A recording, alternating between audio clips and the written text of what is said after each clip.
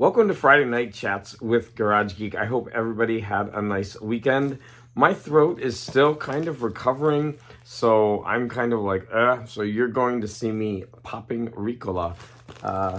This is like brand. I'm not brand sponsored in any way, but man, these are a teacher's best friend. So I got a package in the mail when I got home today, and it was from Donald Rex. And he sent me his latest book that I don't have yet in my collection, and that is 10 Obscure Romance Comic Book Artists Volume 2. And I really do need to sit down and start reading these, because what I have read so far of the Nieto volume, I'm still on volume 1. I love it, and I'm going to remove that sticker, of course. But look at this gorgeous book. And look at the colors. It's just so cool. And there you have the cover and the splash pages. He likes to put them side by side so that you can, see the difference in the art. And again, Donald Rex took all the time to put this together. It's a labor of love. I think this is the 6th volume, and you can order these. All you have to do is go to his page, and he has a link in his bio. But he also sent me some comics, and I'm going to show them off real quick. Most of them are romance, and they're really cool. Look at this amazing cover. So psychedelic. Look at her hair and her, it's not called a skirt. What is it called? A shiki something? I don't know. This one is a little bit rough, but wow, look at it. It's falling in love. And Robin, my Robin, where are you? Oh no. So they're at a concert, and her boyfriend is off with another woman. But Donald Rex says there's a twist. So maybe he's giving her mouth to mouth. That's what I'm guessing. But he didn't want to spoil it for me. Here is A Time for Love, When Winter Goes. I wonder if I'll ever be able to forget him. I don't want to forget Jeff. I'll treasure every memory I have of him. And here they are doing all kinds of things together, including kissing. Look at this gorgeous little dot with a yellow cover background. Look at that. We even have Richie Rich on the cover. And, oh wait, and it's got a whole cast of characters. That's let's see if I know them. That's Little Lottie, I think, and that's oh my god, I forget her name. She's hilarious though. And then I should know all the characters, so I feel stupid right now because I don't. Oh, look at this cool little dot cover. Amazing. I'm still like, these covers are kind of weird because they're always showing Little Dot's panties right there. And in the next one, we have Little Lotta. Oh, her name is Little Lotta. And of course, we can see her underwear too. Look at that cover. Oh, Lord. Look at this one. I didn't have this one. Werewolf by Night 7. Wow. Ritual of Blood. How cool is that? Who's the artist here? Is it Plug? I'm not sure. It doesn't look like Plug though. Ooh, I don't see a signature. I mean, I can tell from the face who this is, but I can't remember the name. And then I got 3 Turoks. Love these painted covers. Look at that. Awesomeness. Look at this beautiful painted cover. Look at that. And this one, they're in a waterfall cave where there's a T-Rex, and he's going to shoot him with a bow and arrow. I don't think that's going to work, but okay. Oh my gosh, my cat is yowling again. Here's a teen confession. She must hear me talking about all these romance comics. Teen Confessions number 58. Les was always so shy. He'd never let himself go like that when he danced with me. The teeny bopper. Look at her. Oh, Secret Romance. Paula had to go all the way to a Paris Masquerade ball to find out if this isn't love. These Charlton, some of them are just so awesome. They just piece together a whole bunch of scenes and make the cover. But look at this one. This is beautiful. Look at that gorgeous background in this comic cover. Was his last kiss worth years behind bars? Paul knew he ran the risk of prison when he came back to me. He had a cause for love. Awesome. He's going to prison over that, mama. And then, oh, this one is the last one. It's like a little, this one looks like it's been through the ringer. But that's okay. Look at how cool this comic is. What a Girl Needs. This one actually looks pretty old. Please, man, I've got some new records home, and I baked the kind of pie you like this afternoon. Look, pussycat, stop making life a wholesome little...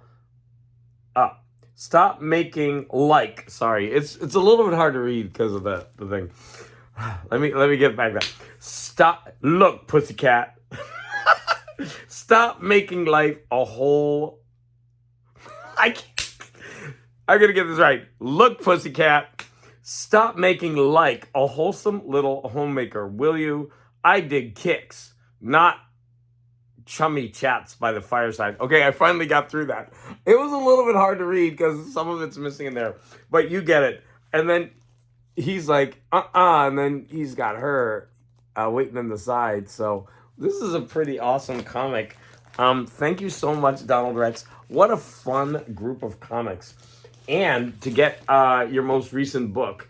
And he's busily at work on his Nieto Horror, and that's the one I want the most. I actually sent him a couple comics that he needs. I think he only needs about four or five more. And he's going to have everything he needs to make that Nieto Horror book. So cool. I can't wait. All right, the next thing that was waiting for me was another order from Blind Science. So I'm busy cataloging my comics, and I'm putting a lot of them in Mylar, and I'm buying the longer backing boards, and you can put these on, and man, it looks beautiful. Now, I know I posted this before, and these cost $1 a label, but for me, it's totally worth it. I think these things just really make your comic book collection pop. And do you need them? Absolutely not. I love them though, and to me they are worth the $1. So I'm going to just go through these really fast. This is my second order, so that means I have about 100 of these now. And I will be putting these, on dividers. And, of course, duh, like why else would I buy them? But look how cool these things are. Very excited to get to work on that. So once again, that's Blind Science. I think when you buy 50 of them, you get free shipping. And so that's why I always go for the 50.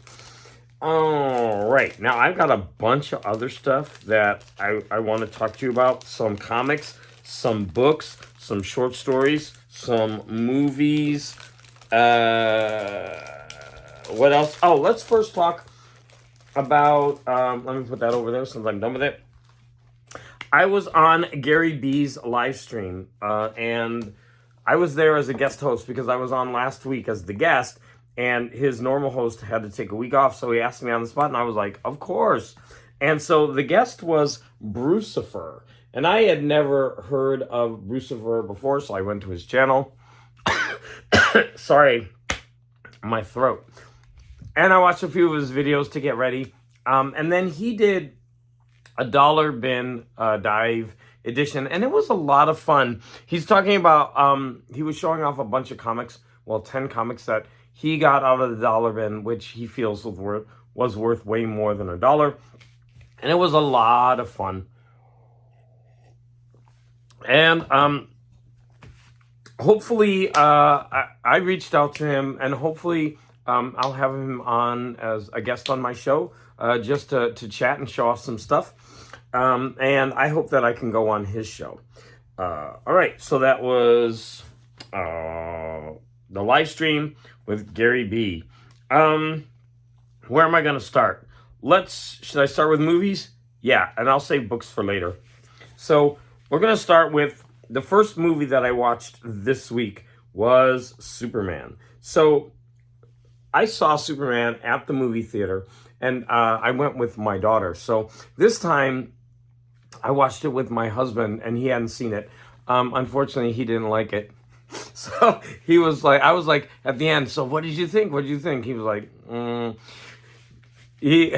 I could tell he was a little bored. He was kind of falling asleep during the movie, but I still really liked it. So the movie is really divisive, right? I think you really like it or hate it. I still really liked it. I think it has a lot of heart, and along with the great special effects. Does it have flaws? Yes. The one big thing that I have a problem with is when like the Earth divides and and then it just goes back together again. I mean, when you have apocalyptic events like that, I don't think they're so easily solved. But it's a minor quibble in a movie like that. Okay, I watched 2 episodes of South Park, and one of them was pretty funny because they were going after Labubus, and I didn't know what Labubus are. And since watching this, I've seen them everywhere. Like people, even adults, have them on their backpacks. They're back there swinging, and they made them into some like satanic cult. The Labubus. It's pretty funny. I would watch the episode. Every episode has been really fun so far with South Park, and it really got me back into South Park. I haven't watched South Park in years. It's making me want to go back and watch the other seasons. Oh, what was after that? I watched Kolchak number 6, and this was called Firefall. And this was actually a really good episode. Now, I also watched another one. And I think when they get away from the traditional monsters, they're actually pretty good. So this one was about people who spontaneously combust. And there is an entity that people see before they go on fire. And Kolchak is investigating why these bodies burn, but everything around them don't. And so he gets embroiled into this. Here's a picture of one of the bodies. It was a really fun episode. I really dug it. And I liked how it ended. I liked the explanation, and I thought it was a really good episode. So then I watched the next episode, which is the 7th episode called The Devil's Platform. And where is that? I have a picture of that one. I thought this was a cool. I think these are the menus for when you click on the DVD or the Blu-ray. So here's The Devil's Platform, and this one had Tom Skerritt as a Damien type of politician who is in league with Satan, and he can change into a dog, and he wears a demonic pendant, and Kolchak is investigating, and I thought this was a really fun episode, and I especially liked that Tom Skerritt does a full-on satanic ceremony while Kolchak is watching, and then Tom Skerritt has a confrontation with Kolchak, and he makes him an offer, and I thought that was a great scene, and it was such a surprise to see Tom Skerritt in this episode. Again, another episode. They had a couple of misses with the art and the makeup in some of those episodes, like the one with the werewolf. But these came right back, and I think when they don't really rely heavily on special effects, they can tell a really good story. And so I'm still enjoying Kolchak. I also watched an episode of Space 1999. And this was called The Exiles. And I had seen this one before. Look at those amazing costumes. And this one was very much like watching Star Trek Con, where they find all of these floating rockets floating, and they bring them in, and they find out that there are humans inside of them, and they trust them, and then that's not a good thing. But it was a lot of fun. I really enjoyed this episode. These two were a hoot. I mean, they pretend to be all nice and then they turn evil, and they both did such a great job.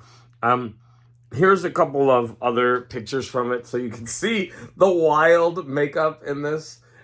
There's something about the set designs and the costumes for this show that are just so amazing. Here's one because we have a shapeshifter, and she changes into whatever that thing is to lift up a girder off of somebody. And here you see her. She's lifting a girder off of a guy. This show is so much fun just to watch for the costumes and the set designs and like the music. Everything about it is just a lot of fun. All right. I'm looking this up because I forget everything. Big Nasty has a weekly geek show, and I was on it. I was his first guest. I want to pat myself on the back for that. But I think the second show was with Archivist Adrift. I had to look that up. And he was recommending 2 movies. He likes Italian, I guess, giallo movies. And he asked Rich to watch 2 movies. And so I wanted to watch them too. So I went ahead and watched the first one. And it was called The Cemetery Man. And here... Okay, behave. Here is a really cool graphic of that movie. And this is the Italian name, Della Morte dell'Amore. And I think it means of the love of death, something like that. And each little snippet is like another scene in the movie. So it's kind of cool that way. It's about a man who lives in a cemetery, and the inhabitants of the cemetery, some of them come back after 7 days. And so it was really weird, interesting, strange. It's very dreamlike. It has a very strange ending. That was also how it began. And it made the whole experience just interesting and strange and weird. And it does have a very like European sense of style and a flow, and it's just very, very quirky and strange, and you have to be in the mood for something that's different. And of course it's like B-movie. They have great special effects, but it does have a budget, and it's just fun and quirky, and I'm so glad that I watched it. But it's going to be for limited taste, right? Not everybody's going to like this movie. And so I want to thank Archivist Adrift and Big Nasty for that. And I'm also going to watch the other movie that they recommended, which I forget the name of it, but it stars Brandon Routh in it. And they were saying how it wasn't as good, but I'm still looking forward to watching it. So then I talked about Space 1999 and Kolchak 7. So those were all the shows and the movies that I watched. So next I'm going to talk about some comics that I read. So let me go ahead and put this over here for a little bit because I actually have these physically. Sorry, my throat. After teaching all week. Oh, by the way, I'm going on a field trip tomorrow with the students. We're going to a pumpkin farm. I've never been to one of those, and so I signed up because I thought it would be fun. And it's weird because we're getting paid because it's a Saturday. So I was like, why not get paid and go to a pumpkin farm? And it's actually fun. I've done this kind of thing before where you get to hang out with the kids outside of school. I really like that. It's fun. Like I've gone to Dodger games with them. Maybe not Dodger games. I'm not sure. I don't like sports, so I don't even know who I've gone. We've gone to a bunch of places. You don't need to know that. So it's just interesting to hang out with the kids. You get to ride with them on the bus. And the good thing is I'm getting paid for it. So it's a win-win. All right. So I ordered some things from In Stock Trades, and I talked about that mess. But 4 of them arrived, and I read 3 of them. I can't read the 4th one because it's actually the 4th book. I ordered 4 of them, and they sent me the 4th and not the first 3. So that was a little bit disappointing. So, and this was Dan's Comic Corner. Let's make sure I got the name right because I'm always mixing things up. Dan's Comic Corner, and we did a show together, right? I scheduled him to be on my show, and then because StreamYard cut me off after so many, we had to immediately like rush over, and he had to start a live stream, and I jumped on his channel. But he recommended Batgirl, and I had just read the Batgirl run that was released in the what's the new DC line? I forget what it's called. DC Finest. And I really, really enjoyed that. I did not think I would. And so when he said, oh, the new run of Batgirl is really, really great, you should try it, I was like, okay, I'm in. And so I bought this. And this is Batgirl Mother. And this is the first 6 issues of Batgirl. So you can see it 1 through 6. And it's, it says volume 1. And this is about Batgirl reuniting with her mother Shiva, because Shiva is this kind of like goddess of death. She's not really a goddess, but she's like Ra's al Ghul and head of this secret organization. She's very clandestine, and she's given up her daughter. And Batgirl thinks that her mother hates her. Her mother actually, in the other compendium, it was really cool. She came back and fought her, and she said, in 1 year, we're going to fight again. And if you're not ready, then you will die. That was a really interesting part of that DC Finest. So anyways, in this, we get thrown right in with the mother coming to her saying, we've been targeted by all these groups, and they are coming to kill us. And basically half of the book, they are on the run, and they're going to various places for shelter, and every place they get attacked and what happens. And this is Batgirl's network of friends, and they get decimated along the way. It's actually really, really good. I enjoyed this 6 issues. I have a problem with Shiva as a character and an idea overall. It's just, you build it up as one thing and then it becomes another. Does Shiva really love her or not? I mean, I wish they would just keep it like Shiva hates her and she wants her dead. But they like go back and forth, and like, oh, this was a really cool part where they are fighting on a train, and Batgirl is going from place to place on the train, like as if it's moving. So Batgirl is moving, and so is Shiva. You could see them as the train is going; they're moving through. I really thought that was neat. That's the next page of it. It goes on, and then like in between cars. This is good.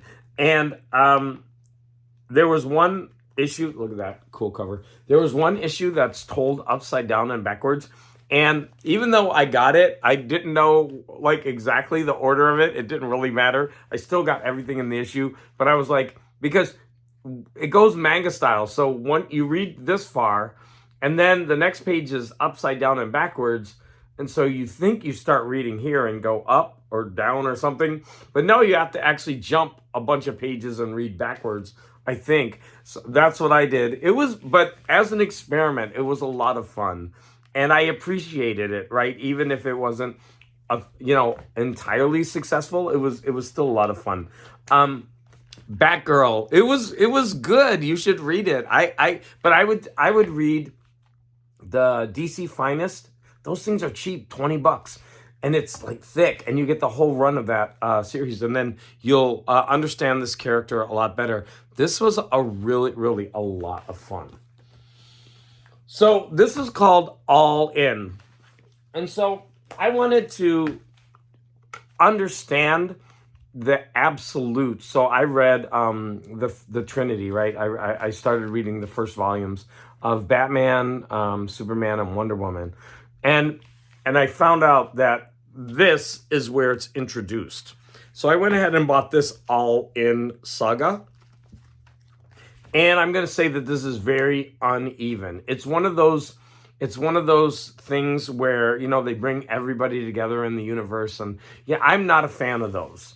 And I really disliked metal. What was it called? DC Dark Metals or Death Metals or something. I don't know. I read a couple of those. I did not like it, whereas so many people did. But I'm going to say that this was limited to a few issues, and so this one has blah, blah, blah, blah, blah, blah. Absolute Power 4, DC All-In Special 1, Justice League Unlimited 1, Batman 153, Superman 19, and Wonder Woman 14. And I'm going to talk about those 3 issues at the end. So first off, we have an issue where it's Amanda Waller, and she's going gung-ho against the whole DC universe. It was okay. I mean, in this, we are thrown into the middle of it, and I didn't think it would be something that I would like anyway. Again, it's one of those crossover events. I just wasn't into it. But this actually wasn't too bad. It does set up everything that's going on. And what it does is it sets up the Justice League Unlimited. Now, I've got a couple problems with Justice League Unlimited, but the idea of it is cool.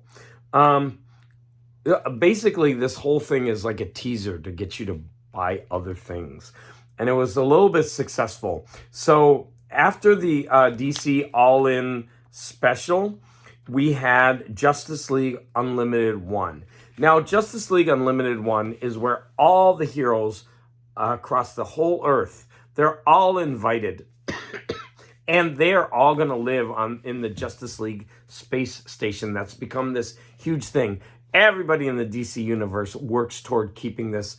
And there's a computer, one of the characters, I forget which one, but he's a hero. He's one of the computer, and he's overseeing everything. Now, I don't have a problem with that in general, but it seems like these characters are always there, and they're always at the beck and call to go off. And, it actually set it up, and it had a really cool cliffhanger. We get a lot of Booster Gold, and I think Booster Gold is kind of a neat character. Booster Gold, some crisis happens, and he's got to go into an alternate dimension to find out what happened to Darkseid. And sorry, I never knew if his name was Darkseid or Darkseid. I think it's Darkseid. And I thought that was really cool. So he goes into this alternate dimension, and I'm going to show it because it's pretty cool. He's the only one who can, because he's the only one with time travel tachyons in his bloodstream or something like that. Anyways, so he goes there, and he's immediately in danger. And it was a lot of fun. And then the next issue of it had a totally different artist. And at first I was thinking, oh, I don't like this. No, I was wrong. It was a weird art style, but I totally got into it. And I kind of dig this artist, even though it's very cartoony. I'm wondering if I could see who is the artist. I should have looked that up before. I can't find it. Sorry. But it worked, because we were in this Darkseid parallel alternate universe, and we got this really a weird art style. I enjoyed it. And then it sets up that whole thing. It sets up the DC absolutes, and it gives a reason for what these heroes are in this absolute universe. They're all born out of Darkseid wants a universe where no one has any kind of privilege. They're all born out of need and strife. And he wants to see how these heroes will prevail under those conditions. What kind of heroes would they make? And it was cool. I dug the beginning of it. And they have a page for Batman, a page for Superman. I already showed the page for Wonder Woman. And that was cool, because those were the 3 that I've read. And what it does after is it gives 1 issue each, excuse me, of Superman, one issue of Batman, and one issue of Wonder Woman. And here's where I have a problem with Justice League Unlimited, because Justice League Unlimited makes it seem like these characters are always on the Justice League Tower, and they're always there, ready at the beck and call. They're always continuously going on these missions. But then we get the individual issues of Superman, Batman, and Wonder Woman, and it has nothing to do with that tower. They're all leading their own lives. And it just doesn't seem to mesh together. And I always had a problem with that. Like, I remember as a kid reading the different Spider-Man issues that would come out in 1 month, and they never seemed to, it was like there were 3 different Spider-Men, right? Each living their own lives, and they didn't really connect. Now, they started to make them connect later, but that also became problematic. But, so it's like Justice League Unlimited is its own thing with all of these characters in it, but they don't relate to the actual ongoing series. And so, I don't know. And I'm also getting a little tired of the trope of Wonder Woman, Superman, and Batman always being together, being there. Because I read the Wonder Woman one, and the other 2 weren't anywhere to be found. But it seems like there's always this trope wherever, like one of them needs the other one emotionally. The other 2 just show up. But then we're going to talk about this one. She's going through some stuff, and there's no Batman or Superman anywhere to be found. So I was like, wait, there's some like kind of disconnects there. It doesn't make it any less enjoyable, but it's just weird. But each one of the issues in here were great. And it really did make me want to read the series. So they were smart. But see, the thing is, these issues don't really have anything to do with the All-In saga. And it's just kind of like this clever ploy to like, oh, here's a Superman comic in here, read it, and you'll probably like the series. And they're not from the Absolute world. They're from the regular runs. And which is good, because I've been reading the Absolute ones and not the regular runs. And so this makes me want to read those runs. And it did its job.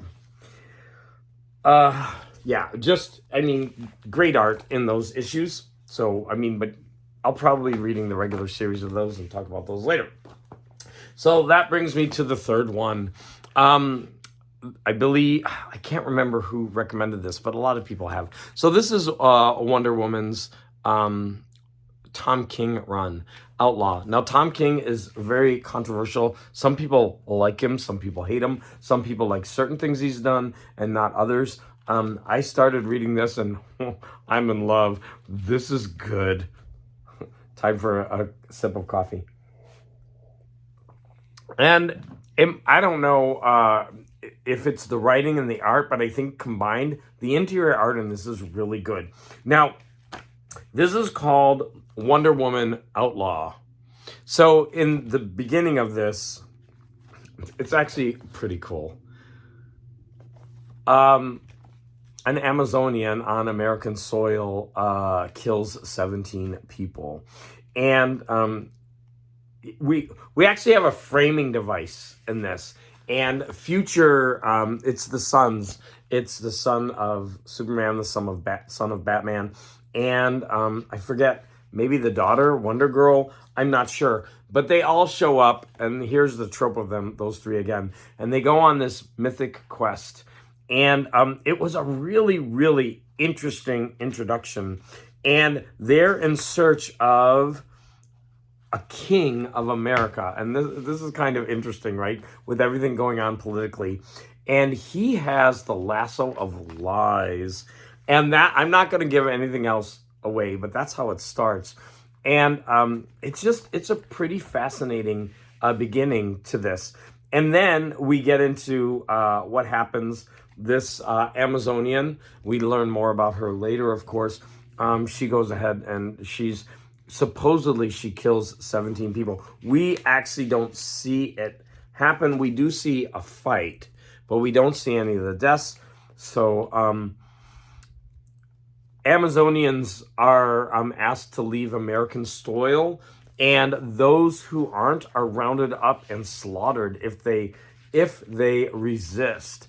And it's pretty brutal what they do to these Amazonians. And Wonder Woman says, enough, I'm not putting up with this, and I'm going to find out what happened. That's just the bare bones of it. There's a lot of humanity. Tom King is kind of good at that. Tom King, there's one issue where in the midst of all this fighting, Diana takes the time to go visit a child with cancer. It's his last wish, and she takes him to Paradise Island. But Diana's not welcome on Paradise Island. But she says it's his last wish, and she will go. And it's a really good issue.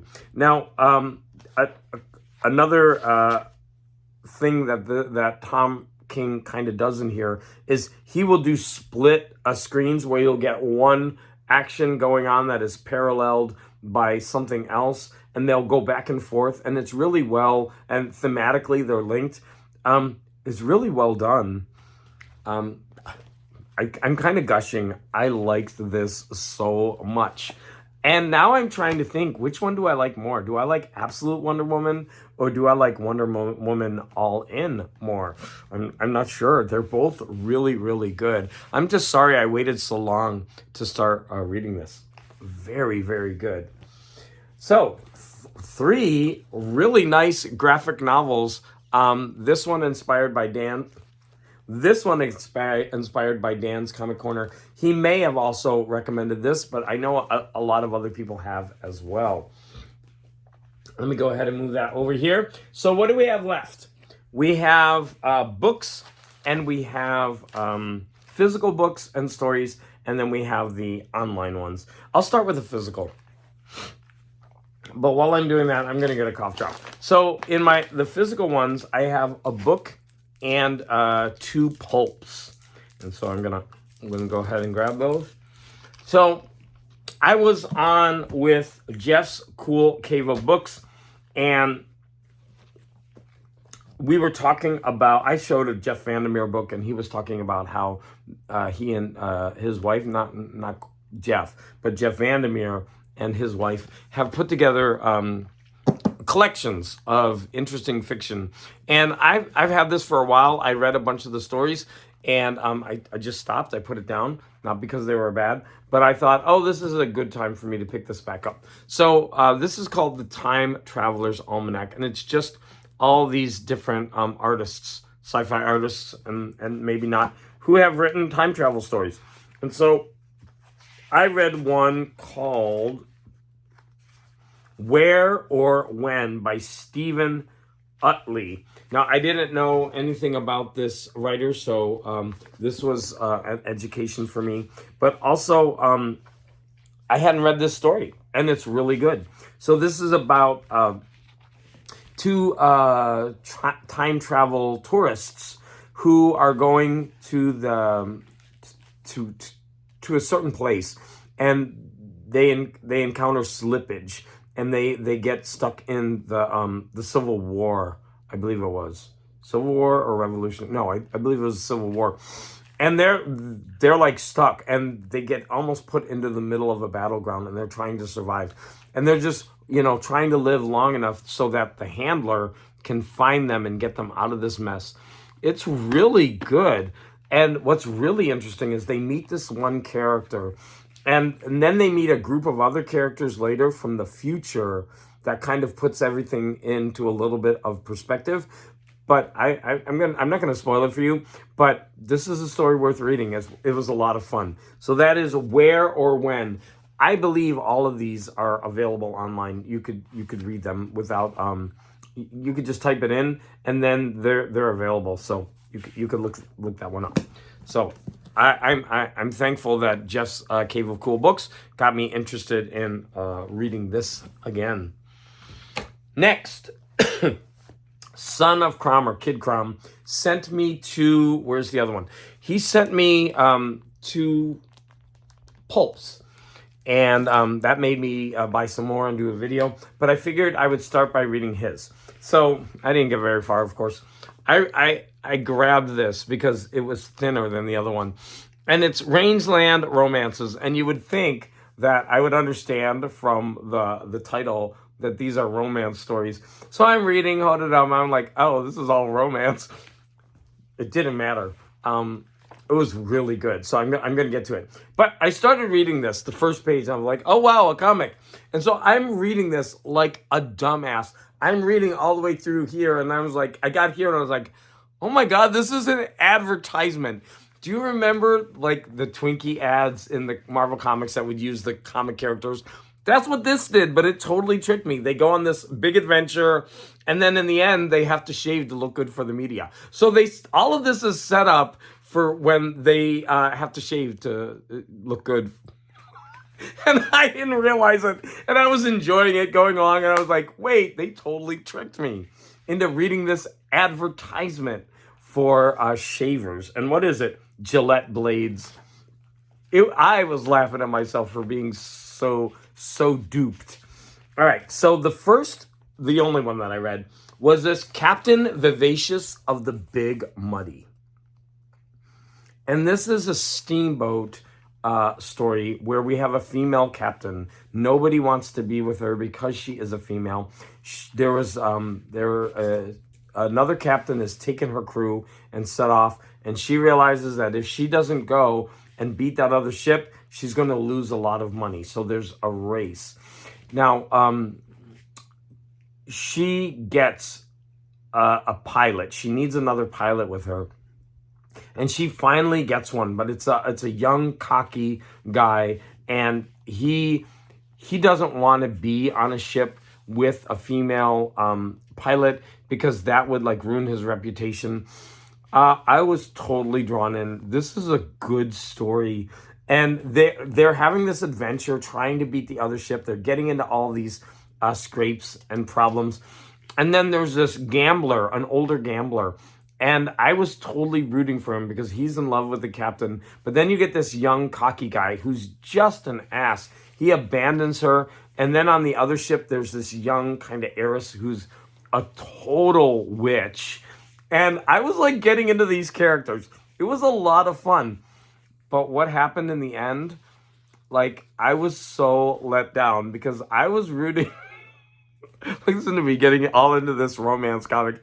Pulp. I was really rooting for the gambler. He was, first of all, he was an older, charming man.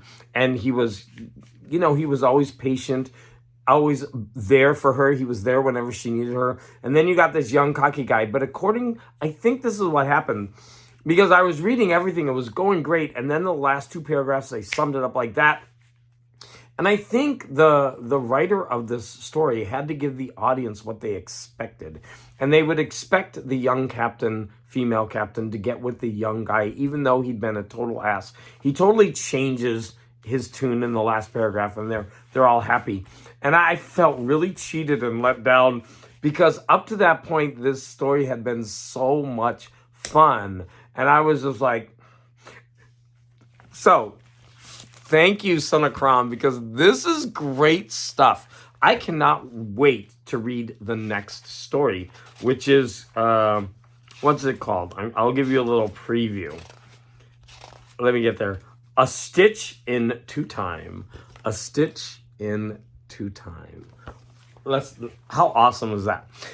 I didn't know I was a romantic at heart. I guess I am because I love the romance comics. I love these romance stories. So I better just drop science fiction and just start reading romance books.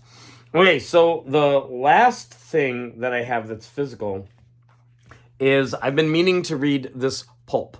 So this one is called Fantastic Stories, September 1977. Now, initially I started reading the first story in here and I gave up. Because it's the ending of a novel that had been put out. It's like a part 2 of it or something. And I started reading and I was like, nah. I mean, even though they gave a synopsis, I didn't want to read it. And so I took my prerogative and I just went ahead and skipped that one. And so I started with this one called The Whisperers. And this is by Richard A. Lupov with art by Joe Staton. Now, this was really interesting. It took a while to get where it was going, and I didn't mind that because we have two people, like a reporter and a photographer, and they're from like a no-name newspaper, and they're going to cover a concert, right? And so they drive from Marin County across the Golden Gate Bridge all through San Francisco, and they're talking about their whole trip. And since I lived in San Francisco, I thought it was so cool. And as they're driving and talking about where they were, they're talking, about the band and what's going on. And it was really fascinating. That could have all been cut, but I'm glad they didn't, because I really, really liked it. And then, as you could probably tell, this thing became very Cthulhu in the end.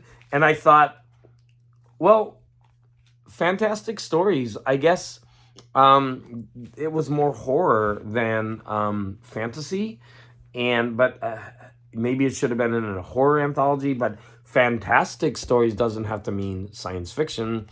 And so I did enjoy that story. It was fun. The ending was, Cthulhu, kind of silly. Like the band members are, whatever they. I'm not gonna spoil it, but getting there was way better than the actual end. And I remember there was a lot of like dreamlike quality to parts of this. And as I was reading this, I was reading it after school, and I was kind of tired, and I was drifting off, and I would come back and I would have to read.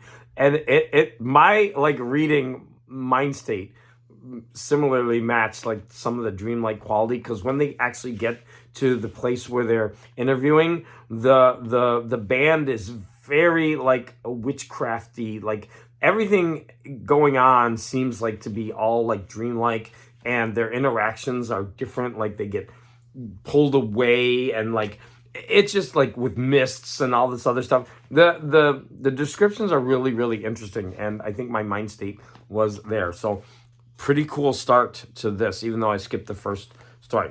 All right, I'm almost done. My goodness, I'm 46 minutes. This is crazy. All right. I did listen to an album this week. I mostly listened to Ray Charles, Modern Sounds and Country and Western Music, but I'm not going to review that here because I'm going to be reviewing that on Gunslinger Saloon later tonight. What have I got to talk about? Okay, I've got 3 more things to talk about.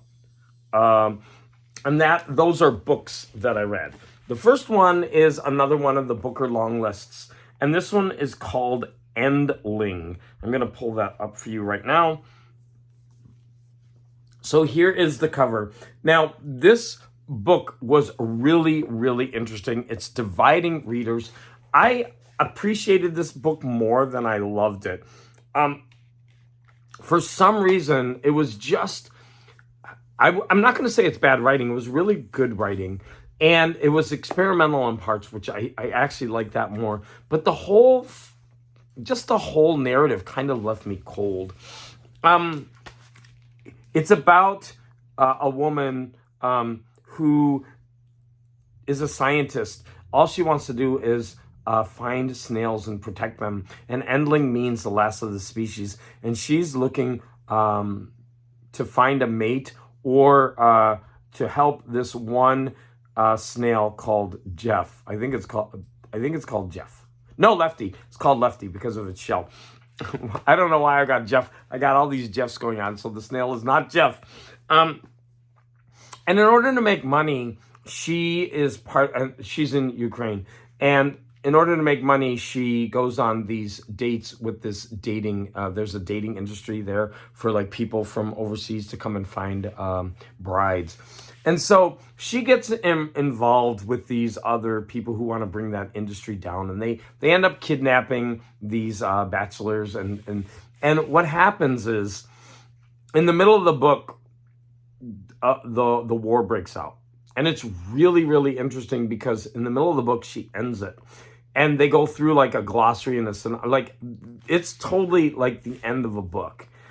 And then the reason the writer did that is because while she was writing the book, the war in Ukraine happened. And she decided that she couldn't continue the narrative the way that she had planned. And so she built that as a stopping point because it really happened. And then she continued the narrative on from there, but she makes it more experimental. She actually interjects herself into it. She writes a couple of chapters over and over again to talk about her writing process. It was actually really interesting and well done. Um, and it's, of course, it's very topical. And but I don't know, for some reason there's a lot to love about this book, but for some reason it left me a little bit cold. Again, I'm going to say it's a 3.5 out of 5. For some people, I think that this would be definitely worth reading. This is just, I think, not my type of book. So I'm going to move on. Endling, it's long listed for the Booker Prize. I would say because of its topicality, it could be shortlisted. I wouldn't pick it though. I wouldn't pick that as my Booker Prize winner. The next one is a book that was recommended by a YouTuber, and I think, gosh, I'm not gonna remember who. I think it was Mr. E, but it could be the Auditory Vinyl. But I believe it was Mr. E. He recommended reading Odd Thomas. And it's a series of books by Dean R. Koontz about a person with clairvoyant powers when it comes to people who are dead and dying. And there's these little creatures that he sees whenever death is around because they kind of gather. It had an interesting ending. This book was a lot of fun. There was a book that I read by another author, Charlaine Harris. It was a series of 3 books about a woman who can commune with the dead. I like those better. But it was a very strong, fun book. It really did remind me of Stephen King in a lot of ways. But this is a series of books. And so I'm looking forward to reading more in this series. I already got the second one. Definitely worth reading. It's a lot of fun. The character's interesting. It has it has a very dark but interesting ending to it. I did enjoy it, but I don't think I enjoyed it as much as whoever recommended it. But that doesn't mean that like I said, I am definitely reading more because I liked it enough that I am definitely continuing with the series. And then the final one was at Last Gunslinger Saloon. Adam from Up and Adam Comics was showing off his Gunslinger novels. And he was talking about why you should read the series. And so I went ahead and I listened to the first volume called The Gunslinger of the Dark Tower series. And this book is really divided because many people say you got to get through the first and the second book. And then once you get through those, bam, it's phenomenal. But so many people think that this is the best book in the series because of the way it's written. There's a lot to be admired in this book. It's basically an episodic kind of on the road book where there's a gunslinger and he is chasing the man in black through the desert. And the man in black along the way has laid these traps for him and he's just got to keep going. So it's like this relentless pursuit. And then all the people he meets on the way, and it's very supernatural. To me, it seemed like a lot of kind of short stories put together.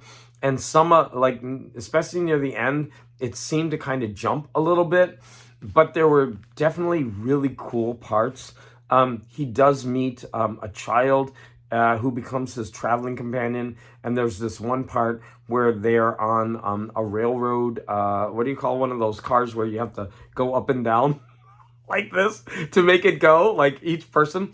And there's these creatures that attack them, and they put these rocks on the road so they can't get by, and they're fighting, and they've got to get off and fight the creatures and get the rocks off. And then that was like so exciting. There's a lot of interesting parts. It does have really exciting parts.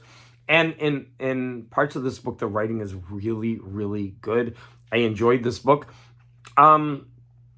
So I am definitely, I already have the second book on hold. I'm waiting for it to arrive. But, like Up and Adam said, they get better as they go. But a lot of people think that this is actually the best when it comes to writing quality. Now, maybe not when it comes to plot. And I did see evidence of that. Parts of this book were really, really well written. Stephen King at some of his finest. And that is it. So I talked about, let's see if I got everything. Some movies and TV shows like The Superman, South Park, Kolchak in Space 1999. I talked about 3 comics that I read. These Batgirl All In and Tom King's Wonder Woman. I showed off comics and a book that I got from Donald Rex, and also my blind science labels, and some physical books like this Pulp and this time travel book, and then finally the romance story I read and the comic that duped me. And like always, all your comments are really, really appreciated. This was a really long one. So recently, I think I've been off my game. I've been doing like 20 and 30-minute chats, and I know some people actually prefer that. They don't like the longer form ones, and then other people say how much they appreciate the longer ones. So it's 6 of one and a half dozen of the others. I actually prefer having more things to talk about, to engage you with all the different topics, and even if you don't like some, you could skip ahead, but I don't put timestamps, so that's kind of hard for people to do. But let's keep this under an hour. I want to thank all of you for the support. I want to thank some of the people that inspired this, which would be Donald Rex, Jeff's Cool Cave of Books, Kid Crom, Dan's Comic Corner, Brucifer, and Gary B, the Casual Comic Guy. Is he the Casual Comic Guy or the Casual Comic King? I think he's the Casual Comic Guy. And that's it. Remember, comments appreciated. Don't forget to hit the like button. And thank you for all the support.